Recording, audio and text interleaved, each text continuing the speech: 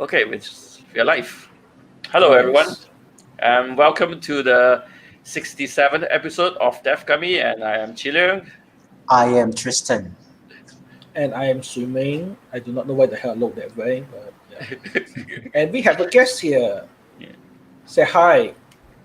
Hi there, my name is John. Cool, nice to see you. So keep the introduction later because we have an interview. Yeah. For now, let's start with our usuals. Yeah. We're gonna talk about what is gonna happen for this to next week.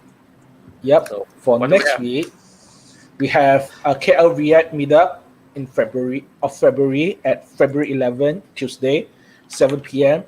It will happen at Ringgit Plus office at Bangsa South, level 25 at Vertical Corporate Tower B. It's So this Tower on B. Tuesday. Tower A is the other side. So make sure you go to Tower B. Yeah. Yep. If you're lost, just go to devkami.com/meetup page/meetups. Then the next one is we have Nothing. nothing until that's about it. Interestingly. It's still going That's the slow only thing because this week. Saturday is Thaipusam, and it's next Friday is Valentine's Day as well. So This, I think after, and Saturday is Chap Gome, meaning it's the last day of Chinese New Year. okay. Also, it's the same day as Thaipusam. Did they make it Yep. like intentionally like that because of the moon cycles or whatever? I have no No, it's idea. coincidence because Thaipusam is always on their own calendar and all that. It's a coincidence. Do you guys And happen Jan- to know exactly which day does the pilgrimage for Taipusan start? Tomorrow actually, I believe Tomorrow night. Yeah. someplace tomorrow. The- Tomorrow they end up in Batu Caves on Yeah. Saturday. That's Yeah. a long trek. Yeah. Yeah, it's The- actually a very good one. Some goes very far. Okay. Often people just start at one end of the Ipoh Road. I know because I live there, so I do not know how I'm going home tomorrow. And worse, I have planned on Saturday. I do not know how to get out on Saturday. I think Saturday is fine because I remember Thaipusam celebration is in the midnight. So Yeah. technically, Saturday is Saturday midnight. So, Okay, so So, not yeah. tomorrow morning, yeah, but tomorrow it's Friday. Yeah, night, gonna be and then mainly tomorrow. Yeah. Yeah, so Friday night or so. So yeah, that's what happened. So what's interesting on the news? Yeah. What do we have? Vulcan is okay, so coming what do you to- know about? Yes. You first. So what do you know about Vulcan? Vulcan is I don't know. Well, It's a look.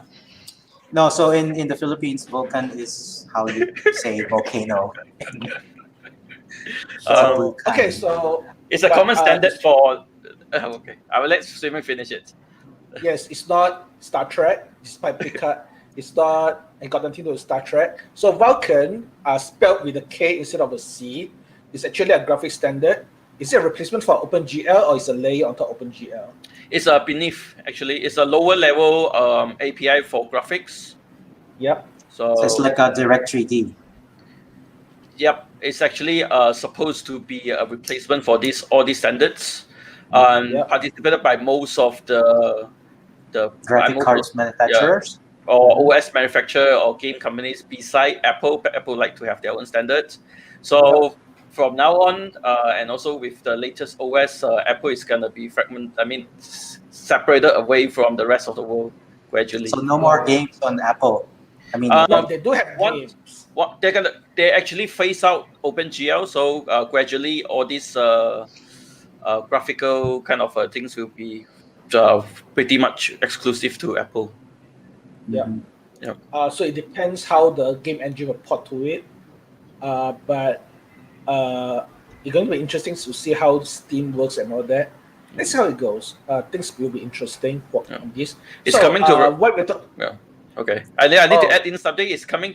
What is important is that Vulkan is a very low, like I say, Vulkan is a very low level API, so that like for a low power machine like Raspberry Pi is gonna leverage more juice from the hardware, so your hardware can do more now, like as a Cool. more serious kind of desktop application, like with hardware acceleration instead of like being a learning tool for kids. Does that mean I can mine Bitcoin on my Pi now? Not really, but That- you can run like emulations and 3D kind can of run Doom. more serious 3D applications. Mm-hmm. Yeah, so it's that. But Yeah. very likely, I just want to play Doom on the Raspberry Pi. Okay, And- so yes. On the side of the news, you guys have heard about the ruling on the EU on the universal charger connector. Mm-hmm. Yes. Yeah. Yes. Speaking of Apple going their own way, they're going to have to abide with European products to the very least. They were complaining about slowing innovation for having to remove the lightning connector. It's always the same excuse. Funny.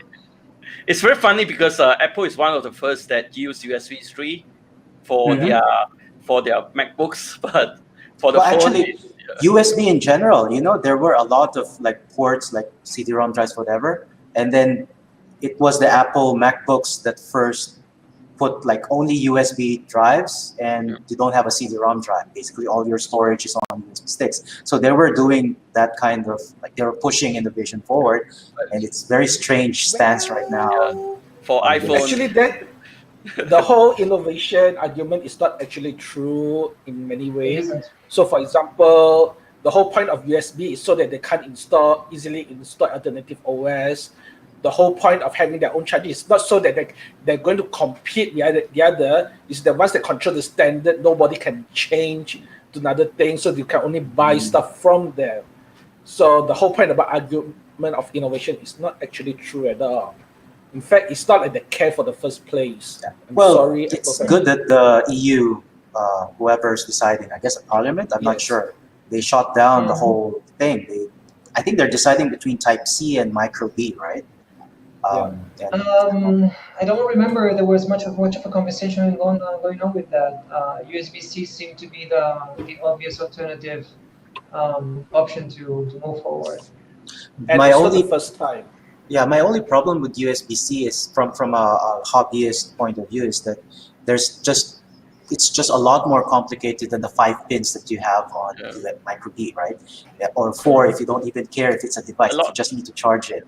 You just need 4 and like plus 2 data. A lot of the cheaper devices, like even the latest Raspberry Pi, it's just a USB 2 that looks like a USB-C. So it's the circuit part is they didn't implement it properly, so that if you have a C2C charger, you might have issue charging or powering the device because they are not conforming to the standards. So because there's like that's 20 pins for USB-C, 20. But if you try to use it to do power, it's still fine. But it's just a lookalike. Yeah, they got the power control there. It's a lot more complicated, and also USB-C unfortunately is a standard, but also one of those things that got complicated for other reasons that allow a manufacturer to control the type of hardware that they're allowed to work with. So there's a reason why I talk about so many about digital rights, because it's something that happened after this. But the two things that happens to me that's interesting is WireGuard is now merged in the Linux kernel. Good news. Yes, good news. So it's a GPL2 version of VPN protocol. Yep. I mean GPL2 that means nobody else can take it and make it correct. So WireGuard is well known because a few VPN providers created it, and one of the very notable one is actually Quad One. So if you use you mean the the Cloudflare CDN, Cloudflare CDN. The DNS, you are using WireGuard on Android and even on iOS, I believe. But on Linux, this means that you got native support and all that on the kernel level. So that's interesting. Then another thing that is coming to already in the Linux kernel is actually HomeD. What do you know about HomeD? System D, Home D. Yeah, System D, HomeD. Yeah. Sorry, missed I the do fun part. So one of the things I try to solve is that I try to make it easier for.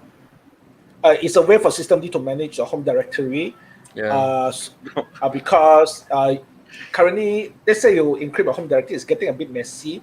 It's really interesting. So the whole idea is that they make it more manageable, and also it's in theory with this you can move your home around on the pen drive, whatever. But we should share the link later. But it's really interesting what they try to do with systemd homd. Even though system, it's currently depending on Btrfs, right? Like it's a mounting shadow system thing. The draft is heavily based on Btrfs. Yeah. Oh, but it's not necessarily the spec. Yeah. But right now it is but right now it is Btrfs, but the spec that is based on. Yeah, so, and also it's a very controversial thing because yes, it's not like half of the population doesn't like systemd. Yes, systemd had been pushed through by Red Hat and all that. So I don't like it, but it is what it is. So it's there, and Linux is not Unix anymore. If this is the case, it's just something that happens to look like Unix, like Mac. So yeah, we just use the command line utility, and that's it. Yeah. Okay. So anything else interesting on the news? No, I think that's it. I think that's it. Right? I just saw the proceeding, the U.S. Congress proceeding on rights to repair. So let's see how it goes. Yeah, that will be interesting. Yes. Sorry, John, you were trying to. Yes, there are also news on the PDPA in Indonesia. They just passed the approval for the review. There's going to be it's supposed to be going to Parliament for approval, and they have done some very interesting. It is yet to be seen how far this is going to go in terms of applications. However, the language itself, instead of using data subjects, they are using data owners, and that's a bit of a game changer at certain levels. I haven't read the whole new review. What fell into my hands recently was requests for comments from a consultancy organization. And the first thing that came to my attention is that they were recommending the Indonesian government to not proceed with a provision that actually would make that new PDPA extraterritorial, very much like GDPR. The claims were that Indonesia will not have the means to enforce it, etc., etc. I mean, whatever. I mean, if it can't be enforced, deal with it in the future as long as it's in the law, right? Exactly. So it's an absolutely ridiculous argument. I would like to know exactly who is funding the request for comments. That would explain some of the arguments. And I know that there's also going to be elements. I can't remember it was this one because I just had conversations on data protection laws in the past 24 hours, and I might be mixing things. But there was also a comment, if I'm not wrong, don't quote me on this one, concerning data protection officers as well. So it would be a very interesting. I'm curious to get a copy of the review proposal to see exactly where they want to go. The data owner wording really intrigues me. We can get into more details later when it comes to data ownership, etc. But it's a very heated debate in civil society whether you should be owning your data or not. So yep, we'll just go right into that. So, John, do you want to? So let's introduce it. Yeah. So you guys want to introduce myself, or you guys want to do an introduction? Yeah. I think it's better if you're the one who have to do it. So you already handed me the mic. Okay. Yep.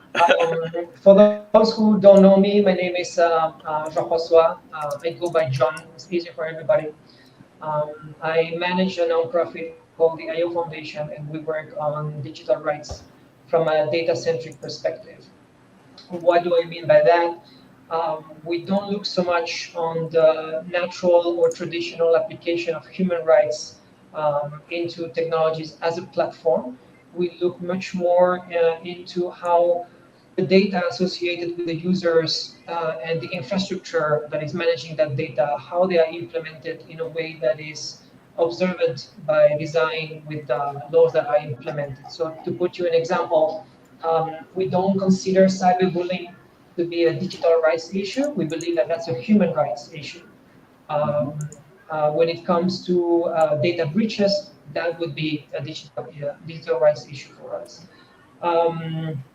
We observe that all data protection laws that you have right now all around the world lack one very specific element, which is the technical standard on how to implement them. GDPR is great because it does start the conversation, and it has been a super nice igniter for conversations on data privacy and ownership all over the world. A lot of data protection laws are setting the example and basically extracting concepts from GDPR to be enacted in local regulations. The issue with that is if you give PDPA or PDPA Malaysia or GDPR to any programmer, you're not very much telling them what you expect from them. You provide them with a text that they can interpret, they can get their own conclusions, and they can figure out a way to actually implement it.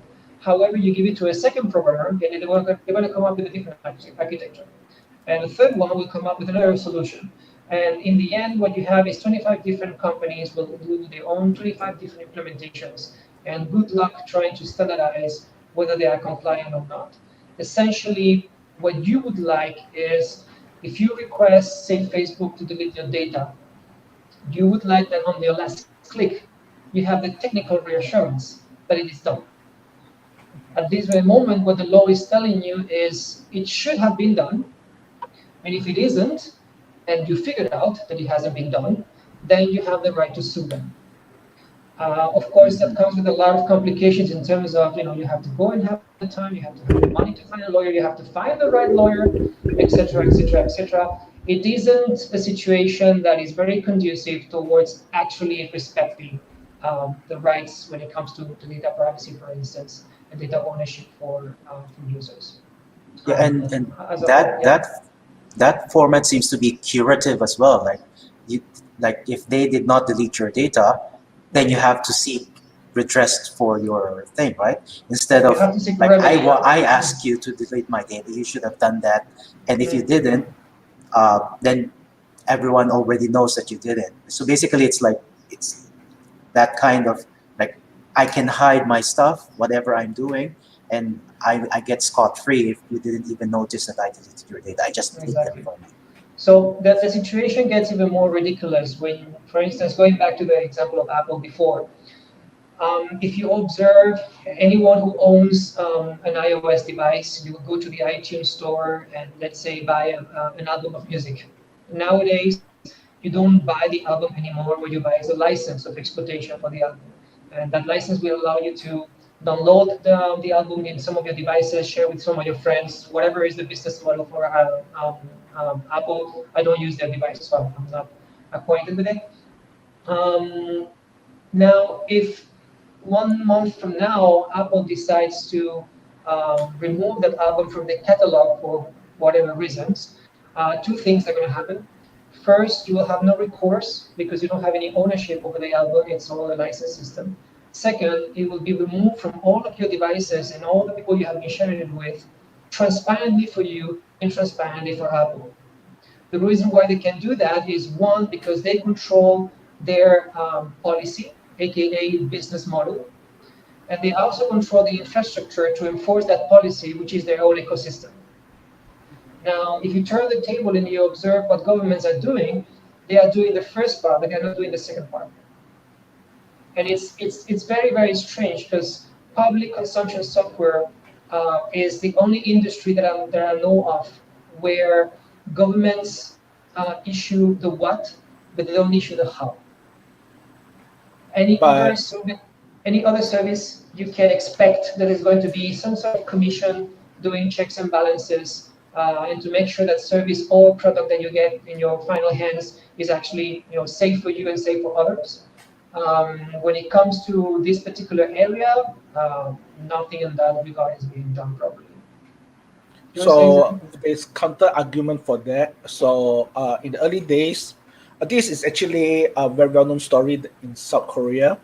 Before SSL is invented, the Korean government actually required that internet traffic to be encrypted.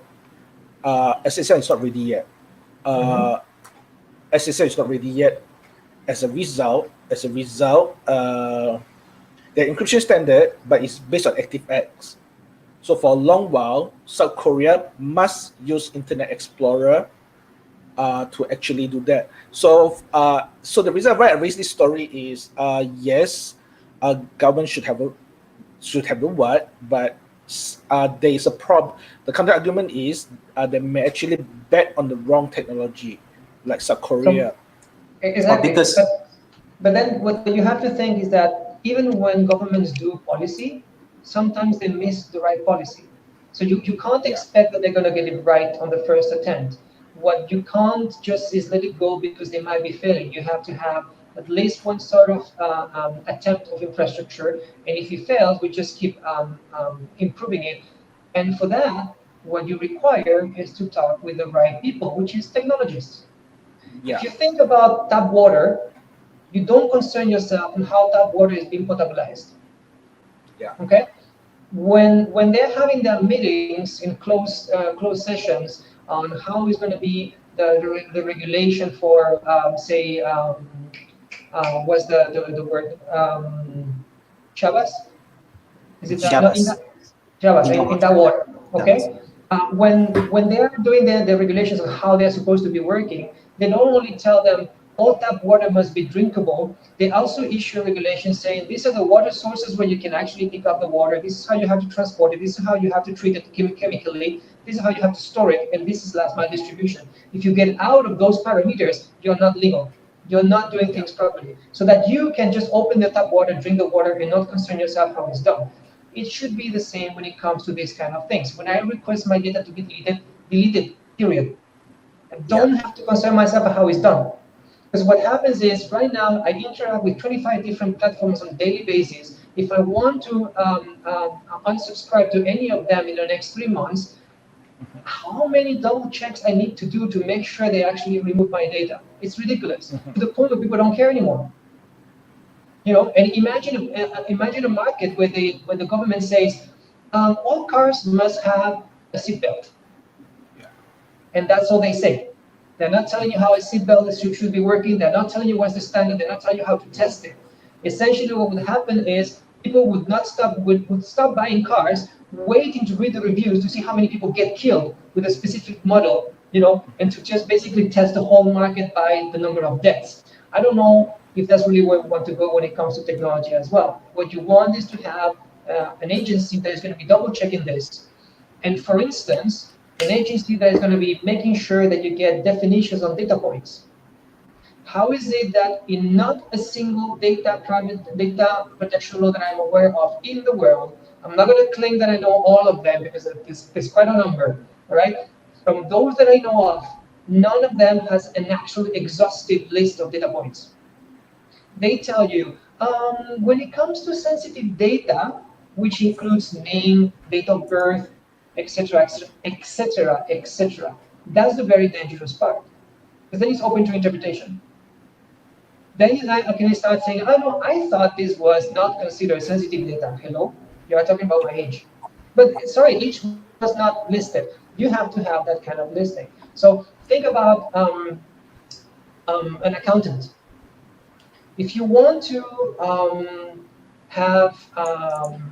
if you're going to do checking the finances of a company, okay, you want to do it from an internationally recognized standpoint, you basically have 2 international standards to follow. Every single expense that you're going to be reflecting has to follow a very strict guideline on line items. There's very little margin for inventing things ad hoc. All right. So why are we not following schemas, specific taxonomies when it comes to data definitions? And we all agree upon at national level, at ASEAN level, at international level. So when we talk about moving data from A to B, we can define those data points and know exactly what is the type of information that is being moved. And then we can agree on whether we consider those sensitive or not. It's not that complicated. It's just, it's tedious because it requires a lot of work, granted. But it is the only way you're going to be able to protect that kind of information, by actually itemizing it properly. Yeah, a lot of these I'm going to argue that there's multiple reasons. I'm going to argue that it's not a politically popular topic. It doesn't win votes. I'm going to argue that. That's one. And there's a second one, actually. So there's really not that many big thing happen for the last. Okay, so it's as if in the IT industry we just don't have standard, and nobody willing to do a standard from the government. Whereas for other aspect of the industry,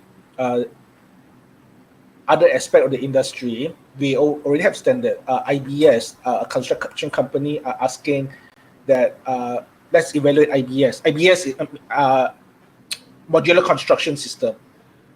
It's a system to make it faster for you to build buildings, for example. So there is standards in the real world, and there's actually a lot of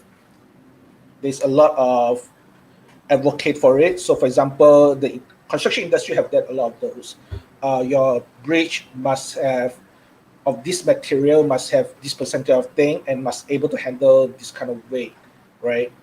What's the equivalent of software? That's the question I want to know.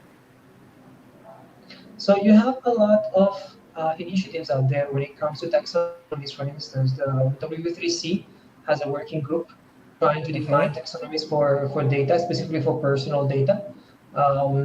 It's always going to be a messy starting.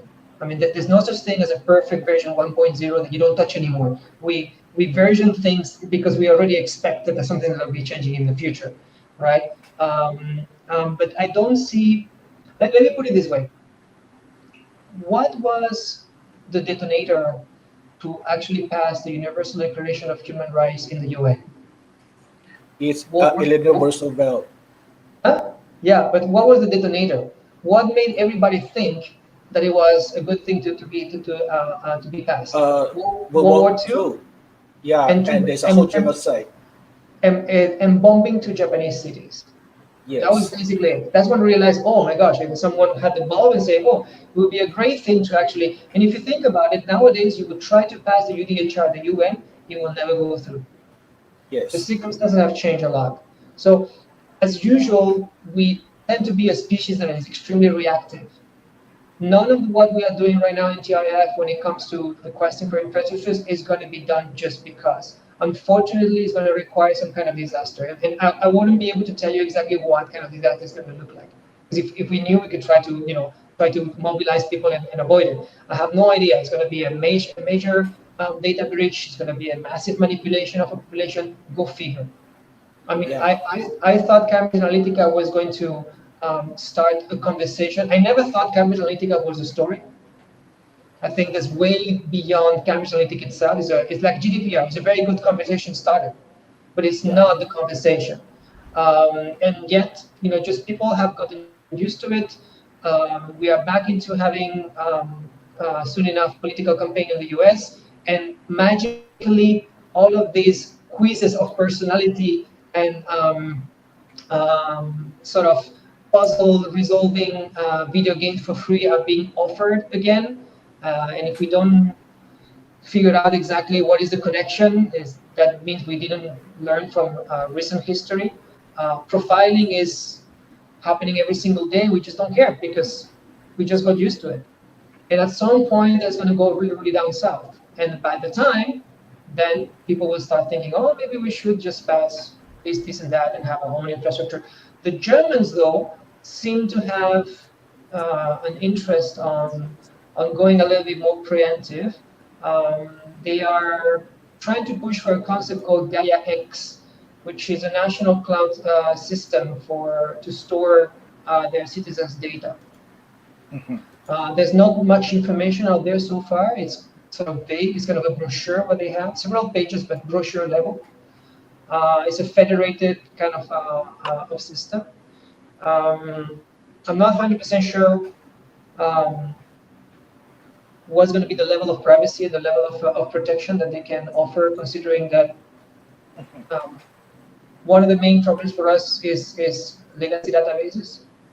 It's a system that is not going to allow you to have too much control by design on your own data. You have to go and look through another direction. By the way, last 28th of January, it was Data Privacy Day. Yeah. So depending on the zone of the planet, it's called Data Privacy Day or Data Protection Day. Okay. It depends. It's called as both. It's originated by the Council of Europe because it commemorates the signature, the first ratification of Convention 108. Nowadays, the name is Convention 108 Plus because it was extended. Interestingly enough, not too many people know about this convention. It predates GDPR by far. This was enacted in 1998. And it's very much similar to the GDPR in many aspects. It was pretty forward-thinking. And the difference is GDPR applies to, from an extraterritorial point of view in Europe. So essentially, if I'm a European, if I'm a foreign company that hosts information from a European citizen, regardless of where are my servers, I still have to be compliant with GDPR. And if I am not, they will pursue me around the world. That's not exactly how it plays out. Normally, they go against companies that have interest in Europe.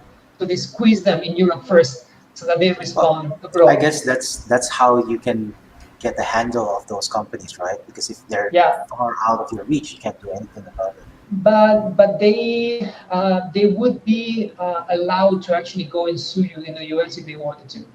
So it's legal for them to do it. It's a very different story is whether they see any financial incentive on doing so. Because in the end, it's all about money. And so what the difference with Convention 108 Plus is that it's a voluntary signature. So every country around the world who feels that 108 Plus is a good idea, that they can go and they can sign it, and then they become voluntarily bound to it, which is a very, very interesting thing. So we did a couple of activities based on that. In the morning, we run a session trying to translate some parts of PDPA into technical terms. And in the evening, we had a screening for the documentary, The Great Hack. It was actually both were very, we had very good perception. We got hit by the fact that it was Chinese New Year. And of course, a lot of people were out. Nothing we can do because it's an international day, so you just have to stick to the date, what to do. But it was really good, and the people were very engaged during the screening. And we are planning to do more screenings on related documentaries. Were the people who attended people who already knew about their data privacy rights, or were there people who were surprised this was actually a thing and I need to be more aware about it? I wouldn't be able to tell you because unfortunately I was in bed. I spent the 2 weeks around there. I was basically bedridden. So it was the team who was running it, and the feedback that I got was the level of engagement, and some people who approached us to ask us a question. From what I understood, there will be a mix of it, but I can't really tell you in first hand. I see. So we were talking about IoT and Bluetooth devices pre-show, and there were, like, for example, in the US, some universities, some schools, they have already started putting beacons in classrooms and then forcing students to register their mobile phones or like having like whatever smart devices, so that they have the idea being they can easily check attendance, because attendance somehow correlates with better grades or whatever. So that then when they talk to the parents, oh, it's because this, your son or your daughter was not attending class at this particular point in time or something. And so if they attend class but they go to the back and have a nap, that's fine.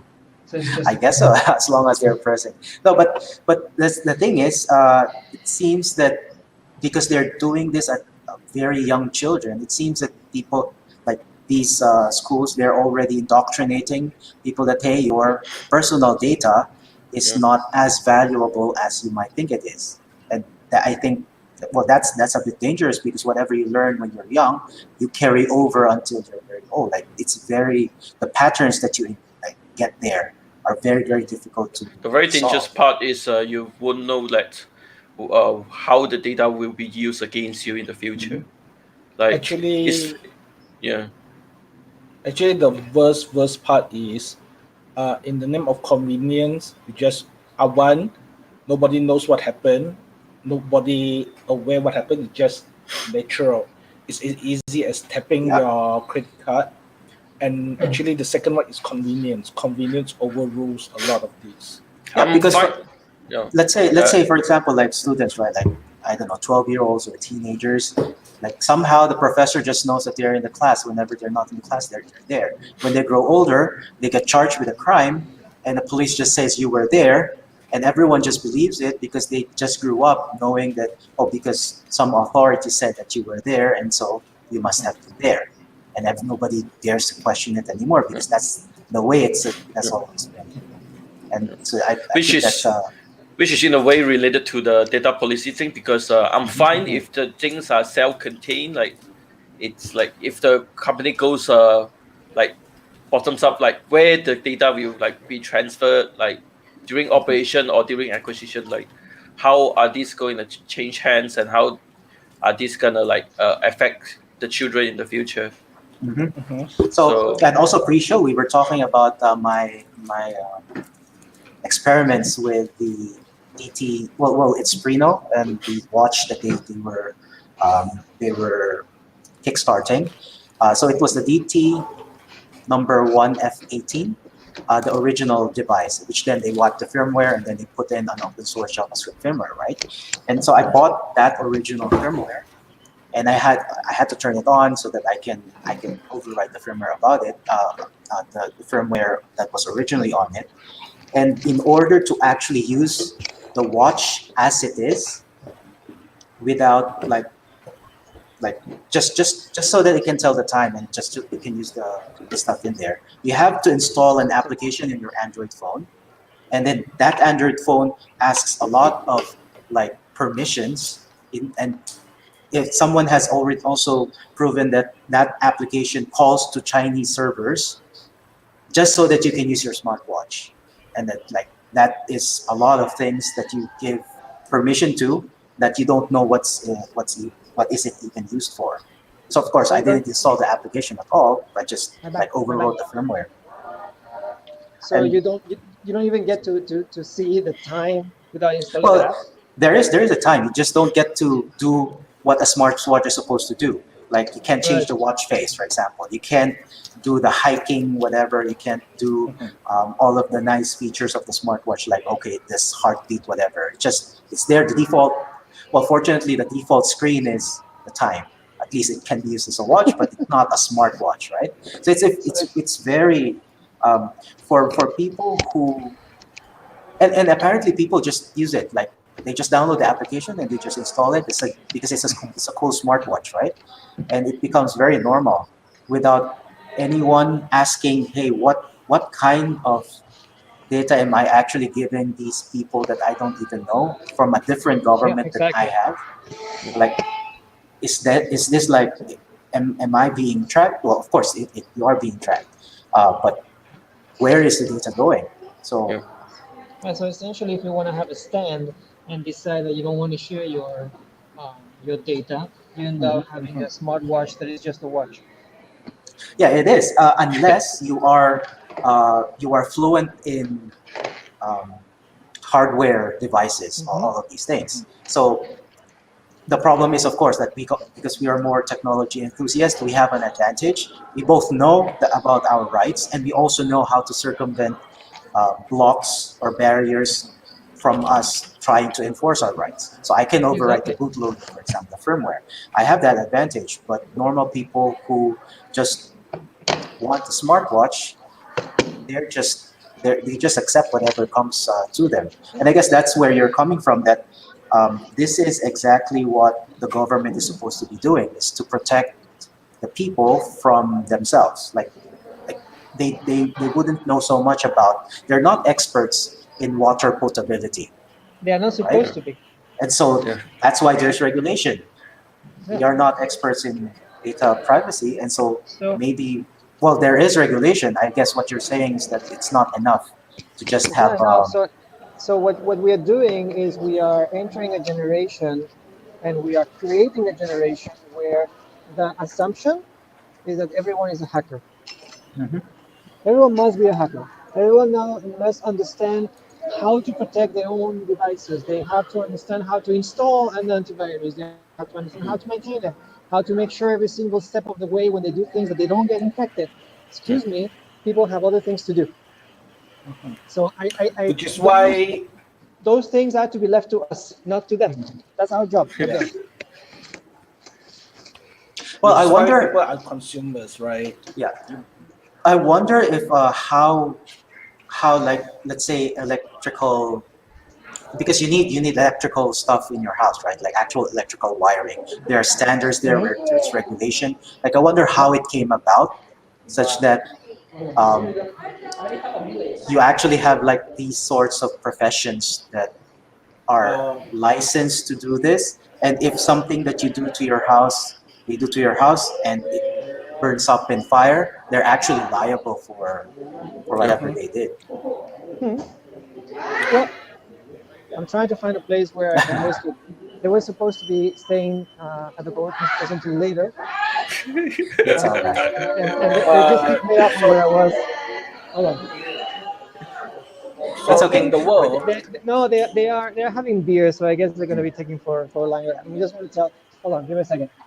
It's okay. We can fill up the time. So also pre-show we were talking about those things, right? Yeah. So I did a Bluetooth low energy scan of the office, and it's actually quite amazing the amount of data that you get. Like I thought it was like only a few devices. Everyone's smartphones are broadcasting their beacons, and this is also the reason why when an app in your phone requires Bluetooth access, it automatically comes with location access, because it's not because it's actually accessing your location. It's because when you turn on Bluetooth, anyone in your vicinity can know your location, like your proximity, basically. Because depending on how the signal propagates in the air, right? You can, whether you're close or not, the stronger the signal. If you're closer, the signal is stronger. If you're farther, it's farther. And this is how in museums, for example, if they have a beacon, like a Bluetooth beacon, you just approach a particular painting, and your phone will tell you whatever it is that is in front of you because of that proximity thing. And actually, in maybe one of the presentations, I might like just surprise everyone. Hey, look, I know your device. I've seen you before in a previous meetup. These are you, and then show them. Okay, this is actually what's happening, and which is why you need to be aware of all of these things. Same technology they were using in the high school, by the way, the Bluetooth low energy beacon that we were talking about. Yes, John? Yeah, we were discussing before about this guy that I know here in Malaysia trying to push for manufacturing of IoT devices here in the country for basic safety reasons. Of course, it's going to be a long way for him to succeed. And still, I believe that the intention makes a lot of sense. When you think about the consequences of all the IoT devices that are being manufactured abroad, mainly in China, their default configuration will upload a ton of information directly to the servers over there, never to be seen again. good luck trying to control any of that. We were also mentioning this nonsense about default passwords and how the security of those devices tends to be pretty much crap.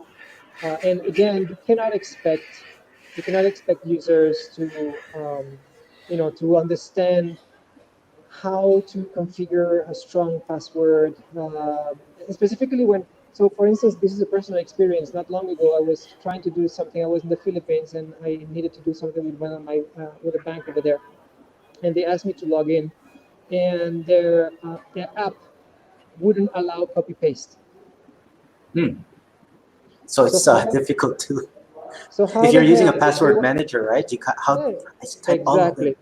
So everyone is telling you, oh, you have to have a lot of security. You have to use complex passwords. Yeah, well, you have 48 long characters passwords, for instance. Good luck trying to type them one by one. Yeah. So it's these kind of contradictions that make no sense. They are not conducive at all. And if you have like 4 to 8 light bulb smart devices in your house, and of course you have to have different passwords for each of them, because otherwise, if you get one password, like how do I remember all of those? Yeah, And exactly, and it exactly. has to be secure. So And so it has to be secure. It has to be transparent. So you need to have a password manager that is going to be issuing and generating passwords randomly based on whichever algorithm that you want, that you feel reliable, and communicating and establishing those communications with those devices. And you should not be involved in remembering any of those. So we must end up having we should end up having an Alexa equivalent that we can trust at home, so that you actually have a PA that takes care of all of those things. so Unfortunately, here's a question for you. So which is that trust authority? define exactly authority. What do you mean Yeah. authority in this particular case? Because for example, Alexa, the Amazon is the authority. Yeah. Whether a device is trusted or not, they're the ones who decide. So they're the authority there. But for this kind of thing, who are we saying like? So basically, the authority that says which one that we can trust, that we can know that basically one that is responsible for ensuring that all of these devices work the way they are supposed to. So understanding that there's two parts on each of one of the devices, the answer is going to go on two parts too. First one is the hardware. Unfortunately, on a large scale, although today I was giving a very interesting correction on my so long stand on hardware, I'm going to first explain what I usually mean to say. Even though we have a lot of very good open source movements in terms of hardware, unfortunately, as an open source community at large with civil society, we do not have the ability to go to a mine of silicon and and buy the whole load of it and have the enough resources to have a clean room and start manufacturing microprocessors. Okay, that's at this very moment is not a fight that we can win. Now, I have to correct myself on what I just said, because just this morning, I was having a conversation with a dude, and he was telling me that there was these people somewhere in Thailand who have these semi trucks. Basically, they manufacture microprocessors on the go. I mean, I need to double check this information because I find it to be fantastic. They manufacture it with a density from 2010, as in it's not cutting edge technology. I personally don't care. I think that's fantastic. It's fabulous that all of a sudden we may actually have a shot on controlling the hardware too. Now, putting that aside, and second part of the answer is the software. And the software is the reason why we concentrate so much on the programmers, because we sort of give up on the hardware part for the reasons I just explained. The only way you're going to be able to trust software is if you have it open source, period. And it's already complex as it is, because it's thousands and thousands and thousands of lines to actually supervise. I totally agree. There's a huge difference, however, between the proprietary software and open source. At some point, if there's something, it might be found out. The proprietary code, good luck with that.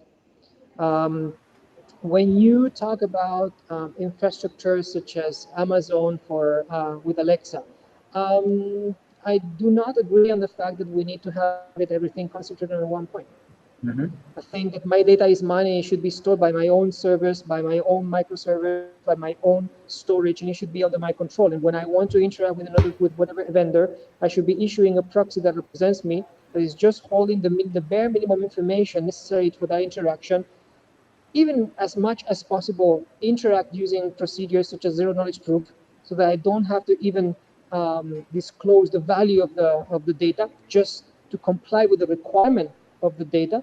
And for those who may not follow what I'm trying to say now, when you go to vote, for instance, you do not require to say your age. Your requirement is that you are above 18, in the case of Malaysia.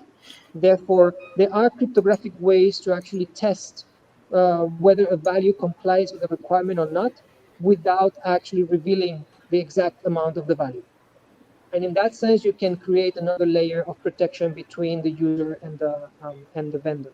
So the only way you're going to have at some point, because at this point what we're doing is we're basically bringing home the spokesperson of these private companies. I mean, Alexa, Siri, Cortana, they are basically the spokesperson of Microsoft, Amazon, and Apple. And they skew our view of the world specifically on, how much money has the next advertiser to be able to be the first one, to be the solution to my question to Siri, for instance. The only way we're going to be able to tackle with that is using personal assistants that are open source. And the community is going to have a role on looking into that. Again, the tech community, not the user community. I think Swimming, you go on. So now we own the information. The question is then, how do we trust who is us? Yeah. Okay, so one point there, it's still unclear that we own our information. This is a very heated debate in civil society. There's a huge sector of people that claims that we should not be discussing ownership, okay? Because their argument is, if you obtain ownership, then you are enabled to sell your data. Because they see it from a property standpoint, so it's ownership property. IP. Yeah, exactly. Yeah, they see it from a capitalistic point of view. Again, they fear the capitalistic perspective, that you can start trading with your data if you own it.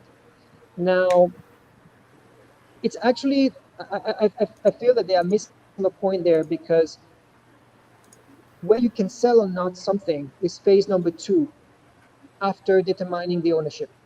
So I own my own body, okay? But it's not because of that I can actually sell my liver.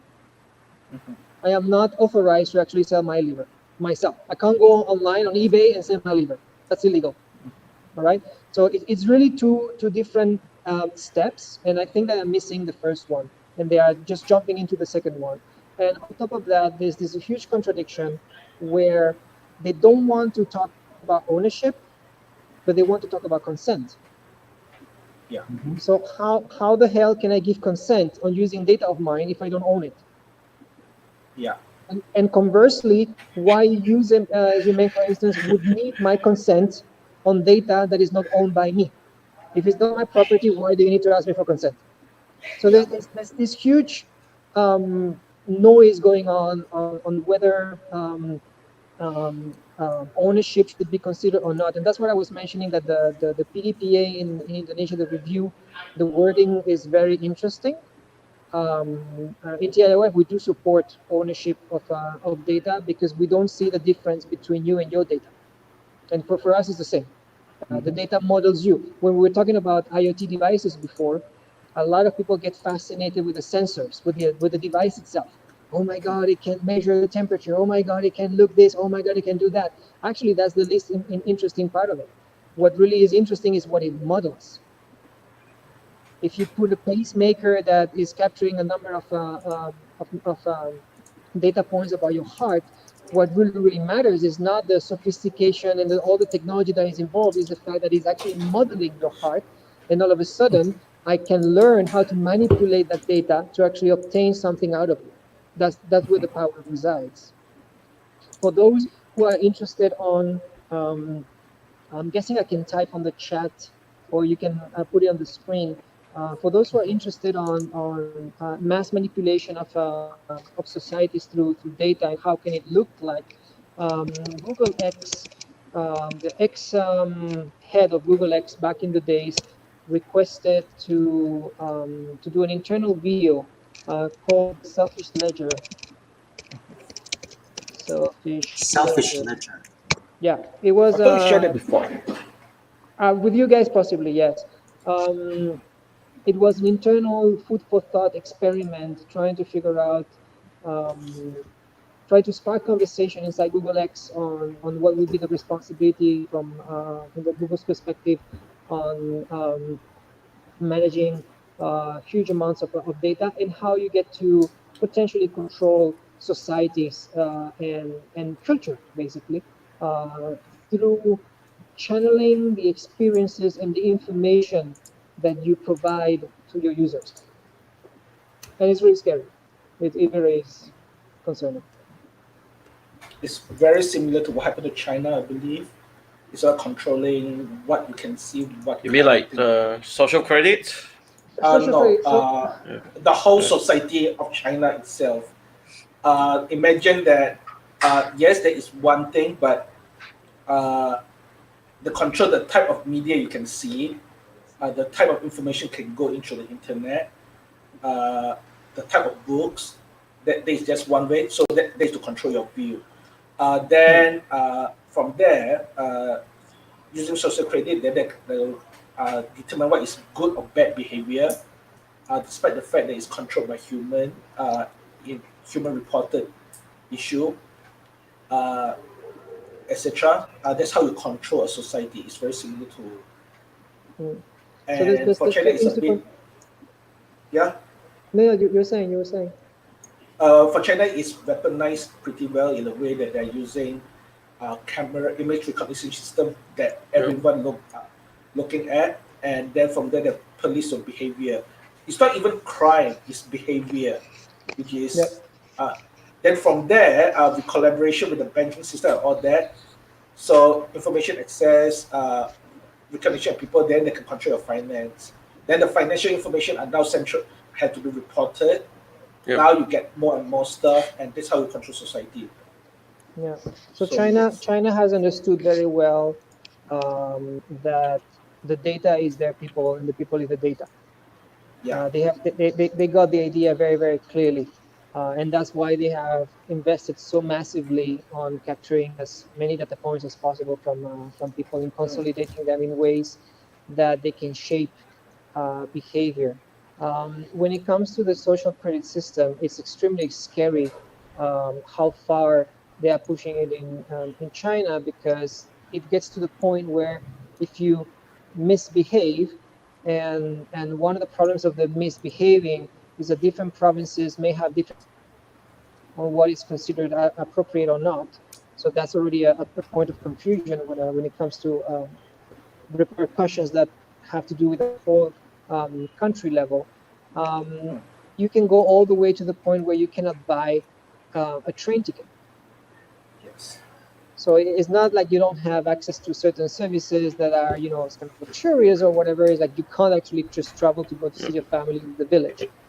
And for those who may think that that's only happening in China, may I remind everyone that we are actually already living a very similar thing in societies all over the world, by which, depending on the data that I know about you, you may or may not have access to certain services and you will get them cheaper or more expensive.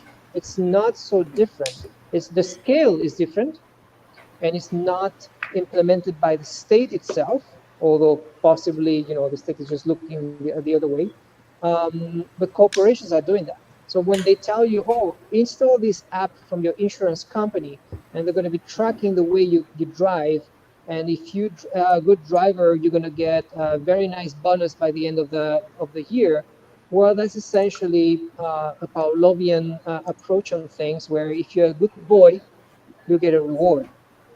It's not educating people. It's basically going around with a carrot and a stick.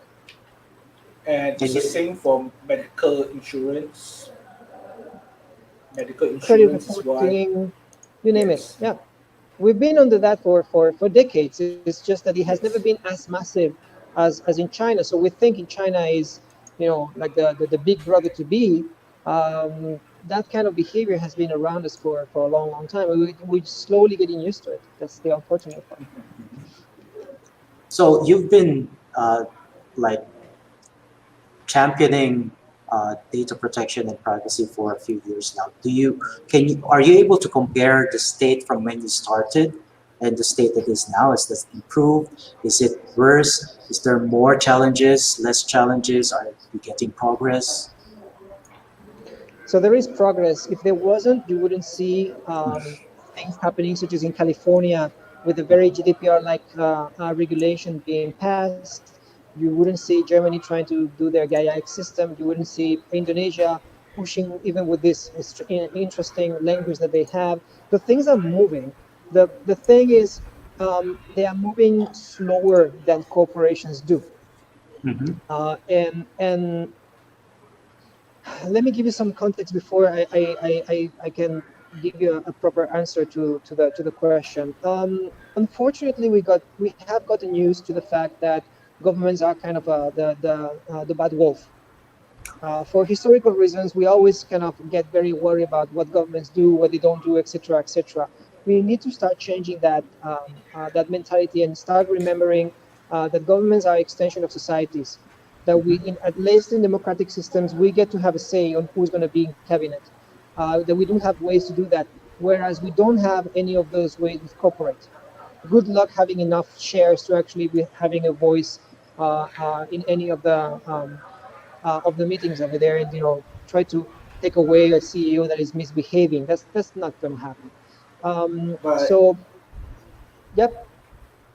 here's the counter argument. In the free market system, we can choose different provider of services. Well, it depends on the provider. Like In the free market, you're free to monopolize. Yeah, exactly. Zemeng, in a free market, you were supposed to dissolve your corporations once your objective was achieved. Mm-hmm. You don't see any corporations self-dissolving anymore. So they're getting bigger. They're consolidating everything. Exactly. You see most of the companies are buying each other. Yeah, and they're just like they're playing in the free market, but a monopoly virtually. They are the sole provider. The delusion and the illusion of a free market is very well represented by this new movement of data portability between Facebook, Twitter, Google, etc. All of these big claims that they're going to be bringing back agency to your own data. That's actually a fallacy. I don't want to steer war against them right now in this cast, but the reality is that for them, the business is not anymore on the data itself, is to actually feed the engines to try to have the most sophisticated AI as possible. So what they're basically enabling is people moving from one point to another, so they get even more flow of data. And they're disguising it as, I'm giving you back your data. No, because they would allow you to transport what they have captured about you, not what they have learned about you, which is immensely much more powerful, immensely much more valuable. So none of that is really happening. And going back to the point that I wanted to make with governments, unfortunately, a government that misbehaves with so much power in terms of managing of data and access data, it's a huge Pandora's box. Mm-hmm. So our part of responsibility as citizens is to make sure that there's a balance being given, and there's a checks and balances on the government itself to make sure that they regulate tech companies so that they don't misbehave, and that the government has a proper attitude towards the citizens and make sure that it doesn't abuse of that extra power that is all of a sudden given. So it's moving. It can get done. It has been done for so many industries. There's no reason why it wouldn't be done for technologies. And again, governments may not realize, but then the equivalent of World War II will happen with data at some point, and then they realize they will not be having any control whatsoever in their sovereignty. How much extractionism we are having by foreign companies on data that is from Malaysians taken away, and then PDPA has no effectiveness anymore because it's processed abroad. So good luck trying to protect anything that has to do with that. They need to do something. They need to be proactive as soon as possible. They need to understand that if you have the duty of care towards your physical citizens, that you have to set up infrastructure such as hospitals, highways, etc., etc. The same must happen sooner or later for the data that represents your citizens, because there's no actual difference between the citizens and the data that models them. Yes, coming. Yeah, okay. I'm going to just be moving the conversation outside. Yeah, we're gonna be wrapping up soon anyway. Yeah. But here's the thing, right? Often, big rules and all that require big things to happen. So there is two models of this kind of situation happen. One model is actually the FAA. FAA created for various reasons, air traffic control and air crashes. And the reason why there's a dedicated air crash unit and why aircraft is heavily regulated is because of air crashes. Or you have the second model, that's the FDA, the Food Drug Administration, which come out not because a lot of people die. People do die from bad food, but it's lobbying, a lot of lobbying. Which model you think would actually lead changes to? I think also like participation, like if you are interested or if you find like a concern, we should participate instead of that's the best way to go around. Like from what I understand is COPPA is actually which is the Californian. Not COPPA. COPPA is the children's privacy something. CPPA is the California privacy thing. No, the children thing. You're COPPA talking about the children thing. Yeah, COPPA thing is actually, if I remember correctly, is championed by community instead of like any like lobby groups or from the politicians. Yeah. So and COPPA exists because there's real case happen, I believe. Well, one of the solutions or one of the elements that must happen as soon as possible is that we start incorporating syllabus of human rights and digital rights into computer science academia. There's no going to be much change in the perception of programmers towards the responsibility on crafting software that is going to be observant of rights by design, unless they are told two things: one, the digital harms that they can cause, and two, how to prevent them. And at this very moment, that's not really happening anywhere. You have siloed approaches when it comes to ethics, etc., etc. Fair enough. It's still not universally accepted. There's no convention. There's no international agreement on how does that look like, and therefore no one can really predict things. If you take any architect, they are very aware about the harms they can cause. I have one last question. Yes, what started you in this journey, and what keeps you going? Like, why is it so important for you personally, like that you had to do this? I couldn't sleep. You couldn't sleep. Yeah. It's that simple, and it's still the reason why I keep going. Now I sleep less. I gotta admit it. At least I sleep better. I see. Okay. So do we have any question from the viewer? Yeah. Yeah. Do we have any comments? No. Nicholas says he wanted to go to the Data Privacy Day, but he had work. Yeah, it was on weekday. Yeah. Yeah, it was in a weekday as well. Yeah. There were lots. Yeah. Sorry. There were lots of data breaches apparently in Malaysia where phone numbers were being sold. Yeah. But I guess they're being tried under the crime of like not really data privacy, right? But more like, I don't know, negligence. Computer crime. Computer, like, okay, it's not fraud even and something. It's some of them are not even computer crimes because the mobile phone numbers and along with the IC and some identity information were leaked. So they are just people that got hold of the information, and they just, some of them, the entrepreneur one, I mean, they just go around and sell it. Yeah, but who's being charged? I mean, who's the party, the defendant, if there was going to be a suit? Like, is it the company that had the breach, the person I who's don't selling think- the data? I don't think anybody is being penalized for this. Okay. Even the, yep. And the irony is there were some efforts to like there was this effort website called like have I like similar to have I been owned, but have I been Phone. something? But Yeah. but to check whether whether you are within the league, and that actually get punished and taken down. Oh, Yeah, wow. by Arguably by the NCMC. previous government. Yeah, Argued by the NCMC. previous government, but they never resigned the order. Yeah. Because the conversation that I had this morning, apparently in the review for PDPA for Malaysia, hopefully to be released sometimes June, July for the review document, and we are hoping that there's going to be a public consultation process so that we can actually put some inputs. The two elements that have gotten to me has been one, breach notification, which was one of the big gaps for the current 2010 Act, and also the creation of the figure of the data protection officer, which is straight away taken from GDPR. From GDPR. So Interesting. that's going to come with a lot of cost. Yeah, exactly.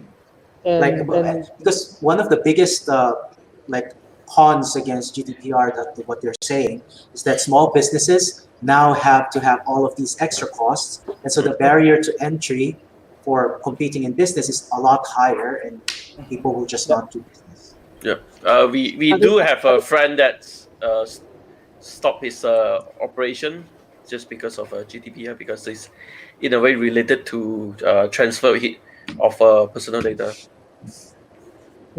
in a sense, it's an admission of the importance of it.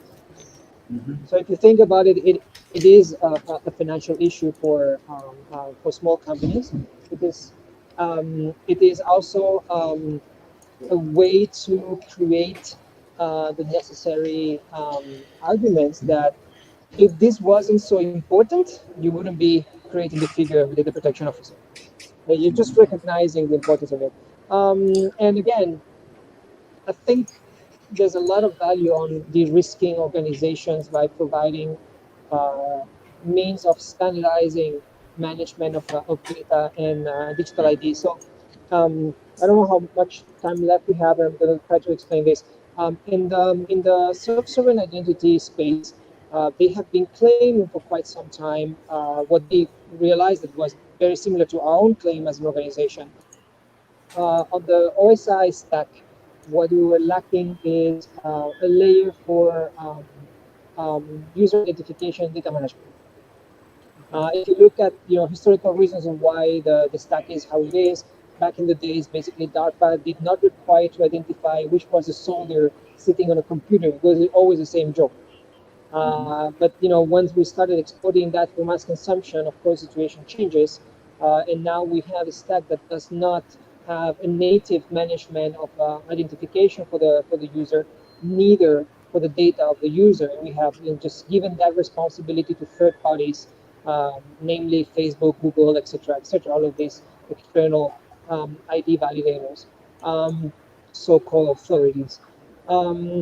That has come with all the problems that we have nowadays.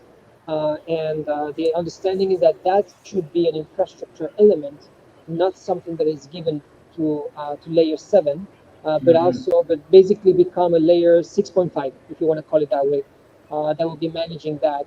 In a way, removing all of that hindrance from the user in terms of knowing whether the data is still or not under the purview, under the agency, and also de-risking companies, because they wouldn't be the ones anymore actually storing it. Or the way they would store the data would be in a very different format that would be less prone to data breaches, for instance. The problem that you have with mobile phones, for instance, is that we are just using one number. Yeah.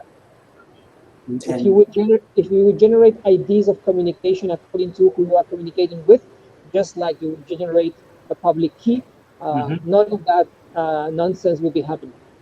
Or like, because about like this particular infrastructure would know about identity, you can always generate an ephemeral contact point, which is then given, which is alive for this particular session, and it's not usable outside of the session. Yeah. The technology is just there to be used. Yeah. Very similar to what being used like JWT and stuff. All these like companies, they sort of know what belongs to them, but actually the same principle can be applied. Yeah, but I guess using this is some of what the designs. Yeah. This is what John is saying, that we as programmers, we know we've tried to solve all of these things. It's just that government needs to actually tap like technologists to actually advise them what is possible. Because eventually, like I think what happened in India, everything is still centralized in databases anyway, without any of these layers that we've been solving for the past few years now. And it's and like what you're saying, it's quite behind in terms of innovation of all of these things. How many technical people are actually invited to review committees for PDPA? As opposed to next time that they are reviewing the regulation for safety on public buildings, they're actually inviting architects, they're inviting engineers, they're inviting all of this, because they are the ones who will be telling you the technical part of it. Unfortunately, that's not what happens with programmers, with technologists, when it comes to any law that I can imagine. And the level of conversation is happening at 2 different geographical locations. So PDPA, for instance, or GDPR, or the PDPA in Indonesia, they are discussed at national level. And then the people who are doing the international standards when it comes to technology, IETF, IEEE, etc., they are in other places, and they're not talking to each other. If you go to the onboarding page of IETF, the 3rd or 4th sentence says very clearly, we try to avoid engaging in policy. So yeah, good luck. I mean, you can't complain that you're not going to be able to have enforcement by technology if you don't want to be part of it. And if I may say a last thing, there is this understandable concern from technologists of wanting to create technology that is agnostic, which is fine. It's a very fair argument. What they seem to be missing the point is that there's no such thing as not taking a stand. The moment, for instance, the technologists decided that encryption had to be a main feature for any single protocol to be enacted from this point on, we took a stand. We understood that privacy was important and that otherwise information could be weaponized against people, and we thought that's not a good idea. It had nothing to do with politics, it had to do with protecting people. And the same way you can approach it when it comes to data protection laws, when it comes to human rights applied to technology, etc., etc., etc. So we'll have to wrap up. Yeah. So if we're going to expand, we're going to have John over again. Definitely. Any questions? You guys can pass my email and also the website. If there's anyone who wants to ask any question, I can always. Not right now, but yeah. Give your email address, or yes, I mean, it's like the ones that we can contact it to you. I'm gonna give you my email address through chat. And for anyone who wants to reach John, if this sparked any kind of curiosity for you, or like you would like to know more about how to protect yourself, or how to help, and how to fight for your own rights, it's here. Yeah, I also put my Telegram handle just in case anyone wants to go directly on Telegram. It's faster. That's I think Telegram, WhatsApp, tobacco is an interesting conversation. We're gonna have a conversation about that again. We could definitely. I'm not on WhatsApp, and I am only using Telegram, and I accept the consequences of it. Oh, but I heard that, I guess it's the lesser of 2 evils, right? Because I just heard about Telegram throwing shade at the WhatsApp with all of the backdoors and whatever. So until we get to that point that John is saying, then we have to make do with what we have. Yeah, I guess my only personal argument on using Telegram is how many times they have been banned internationally by so many countries, which just kind of give them some points on trying to not provide backdoors to governments, and that's just admirable to a certain degree. But of course, you never know. I'm not a friend with Durov, so I can't really tell you what his actual intention is. Right.